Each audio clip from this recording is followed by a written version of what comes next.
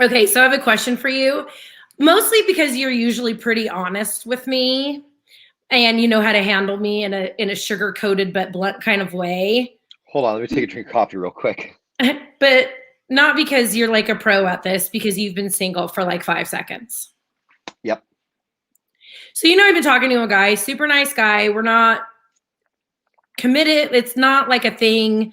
There's stuff going on in both of our lives. Right now, you so guys are just talking. We're just talking. Okay. So next week I had a group date planned, and I've had it planned for a month. The guy who is going to be my date is just a friend. You know him too. Am I allowed to go on the date with it? Like, I don't know if I don't want to ruin anything with usually you know me. I mean, like, I'm dating 5 guys and you're just going to have to put up with it. I'm single. I do what I want. But I don't want to hurt this guy. He's a nice guy. So I don't know if I should just cancel with this other guy and be the 5th wheel. I should, huh? So here's how I look at this. I look at this as if you're standing in the middle of a field and somebody starts shooting at the field and you're able to get off the field, why would you run back onto the field while they're still shooting? I'm not understanding. If you're able to take yourself out of a position where you won't do anything that would harm what you have going on, then why would you run back onto that field and test the waters? You're absolutely right. Yeah, I think I'm just going to go as an innocent bystander by myself. And I told them I might bring you. You don't have your kids next week, don't you? Where are you going? You can't say it. Tell me off the air. We'll talk about it later. No, it's a triple date with our friend, my Traeger friend, Benny, and his wife. Okay. And then KB and her boyfriend. You know KB. Okay. Yeah. And then, so my date was going to be somebody in that same group who gets along with everybody, was going to be there as well. But I think he might be seeing somebody, and he hasn't told me yet either. The buddy that was supposed to be my date. So, but he's not like that. So I think if I tell him I'm talking to somebody, he'll be super respectful and be like, okay. That's what I was going to say. It sounds like if you told him, like, hey, like, we're clear that this is just friends. And at the end of the day, like, you're not looking for a kiss at the end of the night. Like, I think if you're cool with that, and if he's that kind of cool person, he runs in that crowd, then cool. You're 2 friends hanging out that night. Yes, Cindy, you're right. A new type of man. And this guy is different. He's different than anybody I've ever dated. And I don't even know if we're dating. I don't know what we are. I know I like him and I like the comfort that he gives me. So I think I agree with Cindy and Ian Riley in this situation that if I want a different guy, I need to make changes. I can't just be like dating all these dudes. When I quit drinking, my sponsor told me at the time, he said, in life in general, he said, but right now for drinking, because we don't want you to drink. He said, but in life in general, when you're looking to do something different, sometimes you have to change your playground, play toys, and play friends. Yes, you're right. And I've already changed a lot of things. Not that he's asked me to, I just have. Right. And but also where you're going for your date with the people you're going out with, if this guy is respectful, like, that's a good group of people. That's a good playground, and those are good friends. Yeah, those are good friends. So yeah. So anyways, but Benny wants to meet you too. So if anything, if you're available, maybe you and your friend could come too, because it's just a big group fun get together. Are you guys getting dinner, or what? Well, we were going to go out to dinner, but now it looks like it's just going to be backyard barbecuing, which is, in my opinion, way more fun anyway. Yeah. Yeah. Everybody brings a side, and then we grill and we hang out. Oh, I didn't know that. What restaurant? What, that you can't bring a side? Well, I have a troubled relationship with bringing sides. If you're new to the show, Ian Riley and I have worked together a very long time. This one's still smart. And 15 years ago, we went to a party at our boss's house, and you brought 7-layer bean dip, and I ate it. I ate some. Mm-hmm. I love 7-layer bean dip. And when I come over and hang out with you, I'm going to bring you 7-layer bean dip. But the other people burn me so bad that I don't want anyone else to have my 7-layer bean dip ever again. It was delicious. I ate it. I know it was delicious. But, okay, so the other thing is that I think the backyard barbecue will not be at Benny's. So, because he's always like, you can grill for me. And I'm like, no, I cannot.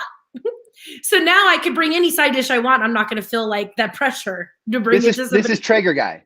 Yeah. Mm-hmm. Okay. And his wife, Carolyn. Is he cooking? The setup so far is not at his place. It's at KB's place. Does she have a Traeger? No, but her boyfriend can grill really well, and so can her brother. And so we're not going to go starving. Like the last time I went over there, the boys like competitive grilled. Like they have this thing, like her boyfriend and her brother, like her brother like gets mad that the boyfriend stepped into the male role, so they both are cooking. And I'm like, well, I'm just going to sit here and eat then. I'm going to ask this question because I think that the group has a good enough sense of humor for me to ask it. Or I may be putting my foot in my mouth. No, the whole group has a great sense of humor. So if any of them are watching right now, it's fine. Is her brother going to be there? Because it's my understanding that her brother heard some of my other side project stuff a long time ago and was like, I can't even do 2 seconds of this. Her brother, yes. Okay. He will be. He's the one. Yes. Him and I have this love-hate friendship going on. Right. We hate, like, we can't have a conversation with each other, but I just laugh at him and he doesn't think I'm funny, but I just poke him and poke him and poke him. Is it one of those, like, is it almost like a brother-sister relationship where it's just a whole lot of like, mom, he's on my side. And you're like, I'm not on your side. I'm just hovering. Oh yeah. And then his sister and then we'll gang up on him and then he gets more mad. Oh yeah. Every time. He's like, mom, I want to go home. My sisters aren't being nice to me. Yes, like if she was watching this right now, she would be dying, and he'd be like, "I don't think this is funny. I'm not cooking you guys tacos." I can already hear him right now. And that's how you foster good friendships. Just cross each other's boundaries.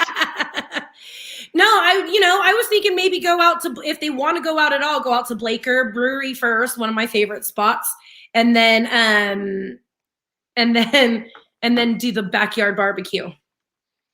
Yeah, so I've never had anything cooked on a Traeger. Really? Never. I've had food off of an egg.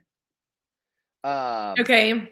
Never a Traeger. And I'm intrigued. I'm intrigued by the Traeger and I'm intrigued by the egg. I have a Kenmore gas grill in my backyard and I've got an old charbroil smoker charcoal grill combo that never really worked right. I've never really invested in a good grill or a good barbecue. Like I've never really invested in like a legit Traeger or like one of those green eggs that people talk about that like it's a $700 investment, but it works really well, or $1,000 investment works well. Yeah. I still haven't mastered ribs, which we've talked about on the show. So Benny is going to give me like a step-by-step. And then everybody on my Instagram is like, ribs in a Traeger is so easy and it's perfect. But I've always done a gas grill. I love a Traeger, and then I have a friend who's been doing like pit barrel. That's pretty delicious too. Okay. You should invest in. I already offered my sister my good gas grills that I'm getting rid of because I got the Traeger, or I would have given it to you. I'm sorry. Well, my gas grill's not awful. My gas grill, like, okay, for gas grill, this is what I'm working with, right? That's not bad. Oh, that's a nice grill. Okay. Yeah. But for my charcoal grill, that's what I'm working with. You would like a barrel. You seem like a barrel. Have you ever seen those barrels like stuff be smoked? Those are awesome. And there's a place up here in Murphy's that the guy come over as soon as he found out about me and Benny's relationship. He's like, I'll show you the best tri-tip you've ever had. Pulled this barrel out and cooked it right there on the street to make me tri-tip, which I ain't mad at. Oh, it was delicious. You would like it. I'll bet it was. Yeah. No, I bet I could get you one. I'll hit them up today. I bet I can get you one. I'm getting better on my gas grill. It's it took me a minute because for the longest time, for like 5-6 years, I was stuck on like a Weber circle charcoal grill, and I was getting really into like the direct heats and the indirect heats, and like had the little charcoal separators and stuff. And I just stopped doing that like 12 years ago, right? 12, 13 years ago. Yeah. I just stopped. So I forgot how to do most of it. But my son was asking me last night. He goes, "Hey, Dad, how come we don't cook dinners on grills anymore like we used to?" I'm like, you know what, dude? You're right. Let's make some chicken wings tonight. Let's make some drumsticks. So we did drumsticks last night. We did hot dogs on the grill the night before. But he was just like, and this has been really cool. My youngest has been like my shadow lately when it comes to cooking and doing things. It's which is really good because when all of this stuff first went down, he was the most apprehensive with you. He was a little upset with me. So last night he's been doing these things the last couple of days. It's been let me make dinner. Just tell me what to do, but don't touch any of it. So it's all me. Okay. So last night. So what has he made you? Well, by my instruction, the night before he did hot dogs, and last night he did drumsticks. Oh, good. Yeah. Like, okay, so how did he make the drumsticks? Hold on, I'm writing these barrel people right now. How did he make the drumsticks? I just had him do a really basic coat them in oil and then put some rub on them, stir it all up, and then 15 minutes on either side on medium low heat on the grill, covered for about a half hour, flip 15 minutes through, and they come out pretty good. Good. Yeah, my son's been wanting to cook. My son, like yesterday was a weird day. My body just needed to rest. I laid down for a nap. I slept for like 4 hours. And then I still went to bed at like 9:15, just exhausted.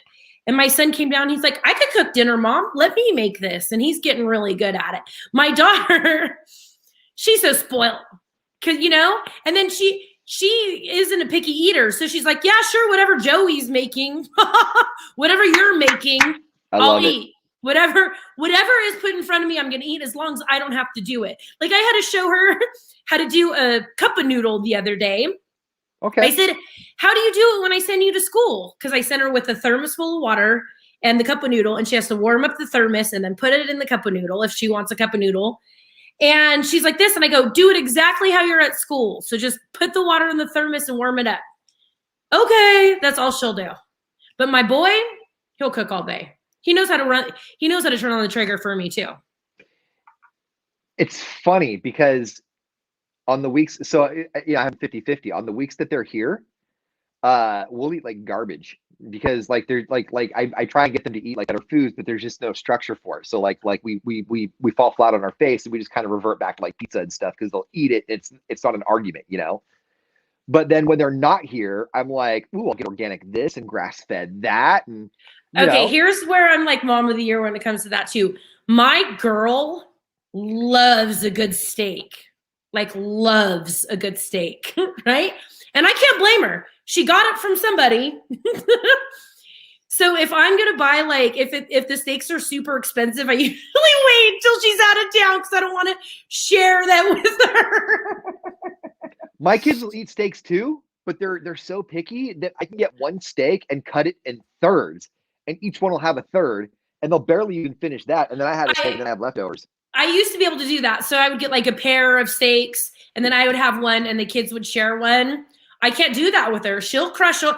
And so I get her a good one. I don't want her to grow up like, and she knows the difference. Like I bought some that were on sale the other day, and she's like, why is this so chewy? And I'm like, get out of here. If we go out, she wants the crab legs, and she's not messing around. I made some you know how you can buy it's like the order of like steaks and fries. Even like at McDonald's, she orders the Big Mac. Like whatever's the most expensive thing on the menu. But go ahead. You taught her well. I know. You know how like the order of steaks go, like the USDA chuck steaks are like the 4 for like $5, and then the New York strips are like 2 for like $16, and then the ribeye is like 1 for $20, right? Yeah. So my kids will eat steak from time to time, but much like Layla, if I get the USDA chuck little cuts, like they'll be like, this isn't the New York that you always get. Yeah. She knows. She is. You know what, Cindy? She is that queen life. Yep. Yeah. Yep. Yeah. It is. Crablet. Yep. That's her. That's my girl. Give her her lobster and her steak. No, you lean in on that. You foster that. You say don't ever change. do. Yeah. I do, because we grew up, we didn't have a lot of money growing up. So I always thought, the only cuts of meat were a tri-tip and a London broil. And then, you know what I mean? I know exactly what you mean. Yeah. And now the only time I get a London broil is if they're slicing it thin so I can make jerky out of it. I'm not going to eat it. Okay. But in your parents' defense, like I grew up super rich and we still have London broil. That's just that's that generation's mentality, because they were raised by people from the Great Depression. Because my dad was born in the 30s, and so his mom and dad were making dinner for him in the 40s, and so that makes sense. Okay, so London broil was a Great Depression holdover. Yes, I think so. Okay. And in my head, like, because I'm terrible anyway, I shouldn't be spending that much money on meat, but I go to the market, and if it's like $17 a pound, I'm like, well, I'm going to be spending more if I go out to dinner. Might as well just buy it and cook it at home. Can I low-key admit something here? Yeah. I was today years old when I learned that London broil is not fancy. The name always made me think that it was a fancy meat. It's the cheapest meat. I didn't know that. You have to cut it very thin and at a very critical angle to make it even. It's too chewy otherwise. It's super tough. The only time I've ever made London broil was when I worked at Tupperware and I had the seasoned serve, which is what you would cook a London broil, because when you marinate a London broil, you have to like do it on both sides for a while, right? Yes, flip it. You have to flip it over. Mm-hmm. Yeah. So I've only made London broil once. I grew up with London broil. My mom made it all the time because my dad loved it. I didn't realize it was a Great Depression holdover. I always thought, because it had the name London in it, that until today at 42 years old, I always thought that London broil was like a fancy cut of meat. I don't know if it's like a Great Depression holdover, but I do know it's the cheapest cut of steak. I'm going to call it a Great Depression holdover. I like that. And my dad was old enough that fit. So I'm going to go with that. But I thought it was fancy meat. I thought that London broil was like right up there with ribeye in terms of like how expensive and fancy. That is the same reason like fried chicken was a staple when we would go places, because it's inexpensive and it feeds so many people. So London broil, you can get like 3 pounds of London broil for like $4 a pound or something ridiculous. Okay, see, this is where we need truth in advertising. You can't call something London broil and then expect me to know that it's a cheap cut of meat when everything over in England is super fancy and they talk like this. You should know when you eat it, not by its name. You should know that when you are biting into it, that it is not a good cut of meat. But this is my veal theory, right? Like, how would I know that it's not a good cut of meat if I had if somebody told me from birth that this is good meat and it's a good cut of meat, and I like the same thing with veal, right? Veal's baby cow. And when that baby cow is born, like they put it in a place where it can't move around very much. Does that baby cow know that it's unhappy? Because that's all it's ever known. No. All I ever know is that London broil was good. If you can't tell the difference, then keep buying it. That's how I feel about wine. That's how I feel about wine. People are like, that cheap wine. I like what tastes good, whether it's $2 or $100 bottle of wine. If it tastes good to me, I'm gonna buy it. I'm gonna eat it and drink it and consume it and enjoy it. So if you this whole time didn't hate a London broil, what I'm saying shouldn't make you hate it. That's dumb. No, because now my pride and ego makes me not want to have a London broil, and now I want to be super over the top appreciative the next time I go to somebody's house and they give me London broil because I don't know the circumstances. You knew that tri-tip's not a fancy cut of meat too, right? That nowhere, you can't really get it anywhere else except for California. You think tri-tip's overrated. So does our buddy Dusty that we work with. Yeah. I get why people. I love tri-tip. It makes a good sandwich. To me, tri-tip is bland and if it's not cooked absolutely perfect, it's just all wrong all the way around. Like if I eat tri-tip, it had better be the best cooked tri-tip ever. See, for me, it needs to be salty and it needs to have fat on it. You cook it with the fat side up, and the fat will drip into it. Do you cook it on the grill or in the oven? Well, on the Traeger, it's like I would do it like as if I was doing in the oven. I do slow and low on that one, but still fat side up, and I never turn it. If I'm grilling it on the gas grill, I start it fat side up and then turn it 3/4 way through. I don't think anybody not halfway through. I don't think anybody realizes what they're witnessing right now. They're witnessing a woman who in the last year is I've got my Jeep and I'll pull up my Traeger and we'll just go ahead and put the paddle board up top. What? I love it. What? I think it's awesome. I like I'm cool. I'm all right. I'm not giving you a hard time. I think it's awesome. Like legit, like you have picked up 3 really cool, healthy habits. Thank you. I think it's awesome. Like, and I'm poking a little bit of fun, but only because in about a week, I'm going to be one of those people that's like, maybe after I get done charging my car. You're always going to be that guy. Remember when you quit smoking and every time a smoker would come in, you're like, ew, smokers. Oh my God, smokers. Oh, you guys are so gross. Oh my God. That was like me when I moved up here. I didn't even live here 3 weeks before I'm like, tourists. Yeah, no, that's what I'm saying. But legit, like I don't think, like if you sat back and looked at that, like from somebody who didn't have a whole lot of hobbies to now you're part of the Jeep community, you're part of the Traeger community, you're part of the paddleboard community. Like these are all really good, healthy habits and hobbies. Yeah, Traeger Nation welcomed me with open arms because I wrote that. I go, do you want me to tag you when I'm cooking? Because like, what if the food sucks? And he's like, that's when we all come together and help you out. Like we're not, that's not what we're thinking. Go ahead and tag any of us and we'll help you. And I'm okay. And the Jeep women are the same way. So this is why I gravitated towards disc golf. Same with disc golf. Like when my divorce started, like I needed a community. I needed something to like gravitate towards. And initially I didn't think that this was going to take off like it did for me in terms of like addiction and loving it. But same thing with the Jeep and same thing with the Traeger. I didn't know what I was doing. I needed help. And I had like 50 people who had no idea who I was. In terms of like, hi, my name is Ian, your name is Bob. Like we didn't know each other's names, but they were all like, dude, come here, I got you. You need a disc because you don't have that for this. Here, have this. I'll pay you for it. No, it's free. Like yeah, when you were at my house because you did disc golf at Feeney Park. Yeah. And you came over to visit and see my new place. And somebody called you. Hey, we found your disc. And I'm like, you put your phone number on those? And he goes, yeah. You said, yeah. And they're expensive. These guys know they're expensive. And they waited for you at the park for you to go and get it. I thought that was pretty cool. It is. They're all like that. And that's like your Jeep community, your Traeger community. Like you're new to those things. And all these people are like, hey, and I love these communities now. And I'm so bummed that it took me to this age to like start being a part of those things. I duck Jeep to somebody in Sonora. So there's this thing called duck Jeep, and you put little ducks on the Jeeps. And somebody put it on mine, right? And I've had it in my Jeep. So I was in Sonora the other day, and there was a big Jeep sitting right next to there. And you know what their plate said? Robert's Auto Sales. So they bought their Jeep the same exact place that I bought my Jeep, right? White next to me.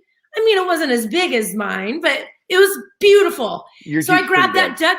Okay, so even if you're doing something nice for somebody, doesn't it feels like growing up, my dad, if we would see the lights on in a car, if the door was unlocked, my dad would just open the door and turn the lights off. And I would freak out. I'm like, what if these people are coming out and think we're stealing their car? And he's like, it's better than that than them coming out to a dead battery. He would always say, right? So I'm like getting these ducks and I'm like hiding in between cars and putting it so they don't see me. Like, I don't want them to think I'm like breaking into their Jeep. And then I ran over my Jeep and I get in and I took off. And I've been on Instagram these last 3 days, like looking for hashtag duck Jeep to see who it was. Like if I know the person, because they were in Sonora and they bought their Jeep from the same exact spot as mine. It was so exciting. That's hilarious. Mm-hmm. Where are you going? What are you doing? Well, my dog was losing his mind at the front door. I had to see what was happening, and the Alhambra man came. But I was trying to find the socks I was telling you about earlier. The ankle socks I got from Wish. Okay, so if you're new, I am Madden. He is Riley. I'm pointing the wrong way. And he has a Wish addiction. If you don't know anything about Wish, it's a website where you buy stuff for really cheap, but when it comes in, it's not anything that they have advertised. So for my birthday, I could totally hear that like really badly in my headphones. This? Sorry, I was taking the socks out of the package. Okay. So for my birthday, what was it that you bought me? Like something that would attach? You bought me a backpack that had a USB cord attached to it. When it came in, all it was a little plastic thing that I would have to sew to my backpack that would hold my USB cord. It was like this big. You thought I needed a new work backpack for like a year, and he thought he nailed it, hit it out of the park. Because it was like $4. I'm like, a $4 backpack. Sign me up. These ankle socks? Okay. All right, show me the ankle socks. Uh-oh, where'd you go? You're completely blacked out. How about now? There we go. Nope, you're gone again. Oh, no. Can you hear me? I can hear you. I just can't see you. You just can't see me. Okay, I'll even come right back. Jump out and come back in. So yeah, so he has a Wish addiction, and we've told him to stay off of Wish a million bazillion times, but he still gets on there and buys the stupidest stuff. And it's terrible having a partner like me because I'm like, yeah, do it. No, not when it comes to Wish. So every time he gets something in, so if you missed it earlier, he ordered ankle socks for about $3. And we are about to see exactly what they look like if he ever gets back on here. When he showed it a minute ago, it looked like a little condom, but we'll see. We know he doesn't know what that looks like. I was over here talking so much smack while you weren't in the camera. Yeah, I know. I'm recording it on the clean feed. I heard all of it. Oh, you heard all of it? I forgot that we're recording this for our podcast. My bad. My bad. Good morning. Good morning. So, show us your socks. I don't think you've earned them, but here. Can you see them? Okay. Are they there? You have them on? Yeah. You can see right through them. Yeah, they are ankle socks. Those are ankle socks. But they don't. They stop below the ankle. Below the ankle, yeah. Like there's my ankle right there.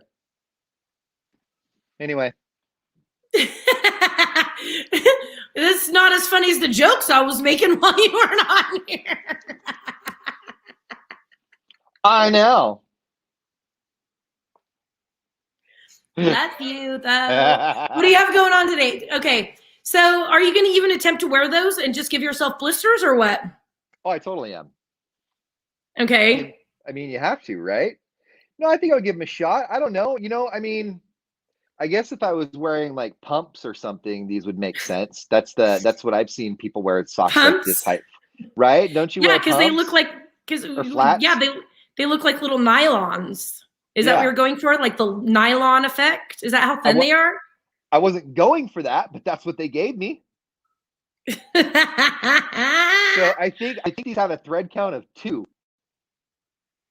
Okay, hold on. So a thread count of 2? Yeah, they're not very thick. These may be. Are you going to attempt to wear them out disc golfing or anything, or walking, or you just know better? Well, that's why I originally got them. I thought because there's so many foxtails and stuff out there that you wear these things called gaiters that cover up the top part of your ankle. Then you wear low socks so you don't get any foxtails and stuff in your shoes or socks. So that's why I got these originally. But like for comparison, if I have any in here, I don't think I do. No, I don't have any. I had some other ankle socks that I bought the other day that were a little bit longer. That I mean, they're a good 2 or 3 inches up higher than these are.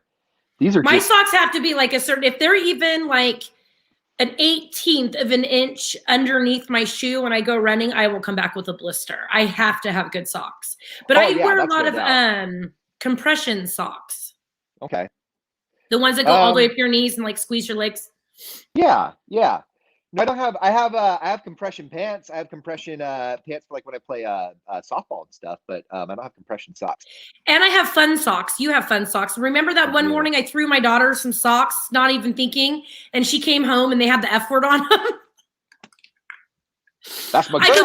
I said, did you wear these socks all day? She goes, yeah, why? And it's green socks in a forest, and it says, I effing love it out here. And I'm like, oh my God. Good thing you had long pants on all day. Mom of the year, killing it. Hey, before we go, I want to hold myself accountable, and you have to remind me when I get them. My friend picked me up yesterday dill pickle cotton candy and a box of grasshoppers that are candied, and I want to try the grasshoppers on the stream. Did you try the dill pickle cotton candy? Haven't seen any of it yet. Okay. The dill pickle sunflower seeds are good for one mouthful, and then I'm out. Yeah, I didn't mind them. I didn't mind the dill pickle sunflower seeds. And I like the dill pickle chips. But I'm not sure about cotton candy. Yeah, I'm not either. But I'll try. the grasshoppers are baked. All right, do it tomorrow. Can you do tomorrow? Today's Thursday, right? Yeah, tomorrow, Monday, one of those days. Yeah. Can you do it tomorrow? I bought a bag of roulette Doritos. So some of them are flaming hot and some of them are normal nacho cheese. Ooh, and my son, go ahead. My son doesn't like the spicy, but he likes the regular. But maybe I should have bought just a bag of regular. So yesterday, because he wanted the regular ones, he was just going with the flow, and you could tell when you get a hot one and you drink hella water, but then he just stick his hand back. And I'm like, that's not what I bought this bag for. We're supposed to be playing a game. And he's just eating all the Doritos. I am playing a game. It's called How Long Can We Go Till the Bag's Gone? Yeah. I tried, what we tried the other day was the Cheetos mac and cheese. We did the Flamin' Hot Cheeto mac and cheese. What'd you think? We did Flamin' Hot and regular. And how was it? The Flamin' Hot tasted like Flamin' Hot Cheetos. It was good. It was spicy. My son ate it, my youngest, and I mean, he struggled, but he ate it. The regular Cheetos mac and cheese tasted mostly like mac and cheese with like some Cheeto dust. I still have the jalapeno Cheetos mac and cheese that I have to make to try that one too. So maybe I'll make that one tomorrow morning for the stream. I don't know. There's so much food we can do on the stream. Well, now I have to go out and go get something. I always buy my kids those fun things to eat. Oh my goodness. You know what I did try? We've been on here 30 minutes though. The chocolate stuffed marshmallows. They're disgusting. Oh, those s'mores marshmallows. It's like the s'more and the marshmallow. You just get the graham cracker. The only way it was edible yesterday is we built a fire and I made it. It was way too sweet and I couldn't taste the chocolate. And then if you eat it without roasting it, the texture is so weird. Oh yeah, no, that's gonna be a hard no for me. Yeah, it's a hard chocolate in the middle and then the marshmallow on the outside. I did not like them at all. Good to know. Thank you. Because I was looking for those. I remember we talked about those at length. We were like excited about them. As soon as I posted on my Instagram, I started getting direct messages. And my girlfriend was like, we hated them. Let me know what you think. And then my cousin, we hated them. Let me know what you think. And the Joey's like, they're okay. And when I roasted it, it was super sweet. Okay. Good to know. Good to know. Mm-hmm. All right. All right. So I'll go find something that we could eat tomorrow too. That'll be fun. Yeah, Foodie Friday. Yeah, I have a whole bunch of Japanese snacks because my daughter's into anime. I'll just grab some of those. Mm-hmm. We need to do like a double date one day with you, me, Jackson, and Layla in Japantown in San Francisco. Yes, let's do it. They'd love it. They would love it. Okay, well, they're out of school. Next Wednesday is their last day of school. And then I have them the whole following week. And I think I have my kids the same week you have your kids, right? You have them not next week, the following week. Yeah. And we were supposed to go camping for the whole week. And I was denied my time off and I haven't told my son yet. And he brought it up this morning. He's like, I'm excited to go camping. And I haven't told him that it's been denied. So I have to find stuff to do that week with them. Well, there we go. Let's do it. Do it. All right, you guys. We'll see you tomorrow. Bye, guys. Bye.